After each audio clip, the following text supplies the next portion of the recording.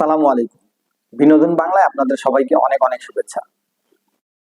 আপনারা সবাই জানেন বাংলাদেশ মেন্স আন্ডার 19 ফুটবল দল সাব চ্যাম্পিয়নশিপ খেলার জন্য ভারতের ত্রিপুরায় যায় এবং সেখানে তারা তাদের প্রথম ম্যাচে মালদ্বীপের সাথে 2-2 গোলে ড্র করে। প্রথমার্ধে বাংলাদেশ 2-0 গোলে আগায় যায় এবং পরবর্তী সেকেন্ড হাফে বাংলাদেশ 2 গোল হজম করে খেলা শেষ পর্যন্ত 2-2 গোলে ড্র হয়।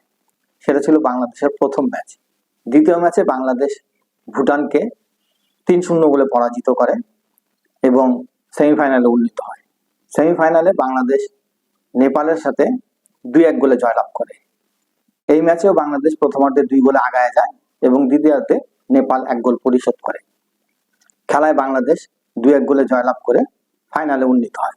অপরদিকে বাংলাদেশের প্রতিপক্ষ ফাইনালে ছিল ভারত। ভারত তাদের প্রথম ম্যাচে শ্রীলঙ্কাকে 8-0 গোলে উড়িয়ে দেয় এবং দ্বিতীয় ম্যাচে নেপালকে 4-0 গোলে পরাজিত করে এবং সেমিফাইনালে তারা মালদ্বীপকে 3-0 গোলে পরাজিত করে ফাইনালে উন্নীত হয়। ফাইনালে বাংলাদেশ এবং ভারতের মধ্যে যে খেলাটি ছিল, বাংলাদেশের ফুটবল প্রেমিকদের ভিতরে একটা ভয় ছিল। বাংলাদেশের চাইতে ভারতের দলটাকে একটু বেশি শক্তিশালী মনে হচ্ছিল এবং যেই ভয়টা বাংলাদেশ ফুটবল প্রেমিকরা করছে, দেখা গেল ফাইনাল ম্যাচের দ্বিতীয় মিনিটে বাংলাদেশ গোলকিপারের ভুলে গোল হজম করে বসে এবং বলতে পারেন প্রথম 30 মিনিটে বাংলাদেশ এতটা নার্ভাস এবং এতটা শেকি ছিল যে বাংলাদেশ খেলার মধ্যেই ছিল না। প্রথম 30 মিনিটে 1 গোলে পিছিয়ে ছিল, কিন্তু ওই 30 মিনিটের মধ্যে বাংলাদেশ আরো 2-3টা গোল হজম করতে পারত। বাংলাদেশের সৌভাগ্য যে বাংলাদেশ আর কোনো গোল হজম করেনি। তবে 30 মিনিটের পর থেকে বাংলাদেশ আস্তে আস্তে খেলার লাগাম ধরতে শুরু করে এবং পরবর্তী 15 মিনিট এবং অ্যাডেড টাইমের 4 মিনিট, এই 19 মিনিট বাংলাদেশ লাগাতার ভারতের উপরে চাপ প্রয়োগ করে এবং 42 মিনিটের সময় একটা গোলও বের করে নিয়ে আসে, কিন্তু গোলটি রেফারি ফাউলের কারণে বাতিল করে দেয়। প্রথমার্ধে বাংলাদেশ 1-0 গোলে পিছিয়ে থেকেই প্রথমার্ধটা শেষ করে।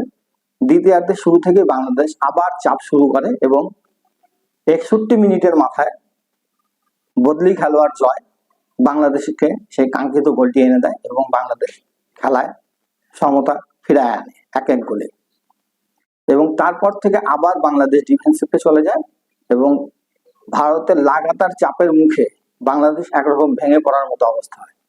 কিন্তু সৌভাগ্য বাংলাদেশের যে বাংলাদেশ ম্যাচটি 1-1 গোলে সমতায় শেষ করতে সক্ষম হয়। ট্রাইব্রেকারে যদিও বাংলাদেশ পরাজিত হয়, ট্রাইব্রেকার হচ্ছে এনিবডিজ গেম, যে কেউ জিততে পারে। তো বাংলাদেশের ভাগ্য সেদিন সহায় ছিল না, যার কারণে বাংলাদেশ ম্যাচটা হারে। এখন আসা যাক বাংলাদেশ দলের পারফরমেন্সে নিয়ে। বাংলাদেশ দলের পারফরমেন্সটা কেমন ছিল?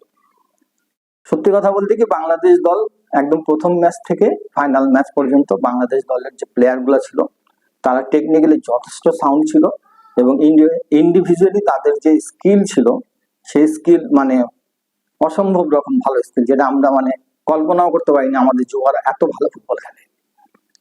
তো তারা যে কয়টা ম্যাচ জিতছে সব তাদের ইন্ডিভিজুয়ালি পারফরমেন্সের কারণে জিতছে। বাংলাদেশ দলের কোনো গেম প্ল্যান ছিল না। বাংলাদেশ দল আসলে কি করতে চাইছে, কোন ফরমেশনে খেলতে চাইছে তার কোনো কিছুই বোঝা যায় না। এমনি আমরা দেখছি ম্যাচ শুরুর আগে যে বাংলাদেশ দলের যখন লিস্টটা দেখানো হয়েছে তখন দেখানো হয়েছে যে বাংলাদেশ দল 4-4-2 পদ্ধতিতে খেলতেছে, কিন্তু আসলে কি বাংলাদেশ 4-4-2 খেলছে?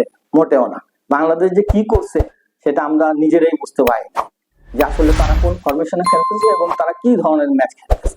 মাঝমাঠ থেকে বিল্ড আপ করতেছে না উইং দিয়ে অ্যাটাক করতেছে, কোনো কিছুই আমরা বুঝতে পারি। এক কথায় বলতে পারেন টিমের কোনো ওয়ার্কই ছিল না এবং এইটার জন্য মূলত দায়ী কোচিং প্ল্যান এবং কোচ।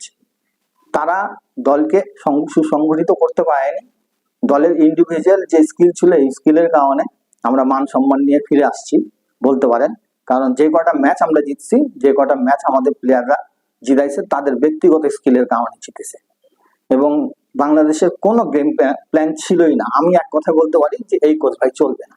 এই ধরনের কোচের আন্ডারে আপনি এত স্কিলফুল প্লেয়ার নিয়ে আপনি টুর্নামেন্টের রেজাল্ট নিয়ে আসতে পারেন, এই বিষয়ে আর কোনো কথা বলার নাই। আমি এইটুকুই বলতে পারি যে প্লেয়াররা তাদের 100% না 200% দিয়ে দিছে।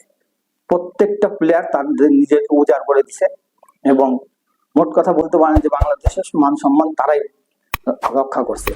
এখানে কোচিং স্টাফ এবং মানে কোচ তাদেরকে যদি বলা হয় যে তাদের কত মার্ক দেওয়া হবে, আমি তাদেরকে কোনো মার্কসই দিতে রাজি না, কারণ তাদের একটা গেম প্ল্যান আছে না, কোনো গেম প্ল্যানই ছিল না। তো এখন ফুটবল ফেডারেশনের চিন্তা করা দরকার যে আসলে এই সমস্ত কোচ দিয়ে আগামীতে তারা আরো বাংলাদেশের রেজাল্টকে খারাপ করতে চায় নাকি বাংলাদেশকে সামনের দিকে নিয়ে যেতে চায়। তো আজকের মতো আপনাদের সবার কাছ থেকে বিদায় নিচ্ছি। আবার ইনশাল্লাহ নতুন কোনো বিষয় নিয়ে কথা হবে। আসসালামু আলাইকুম রহমতুল্লাহ।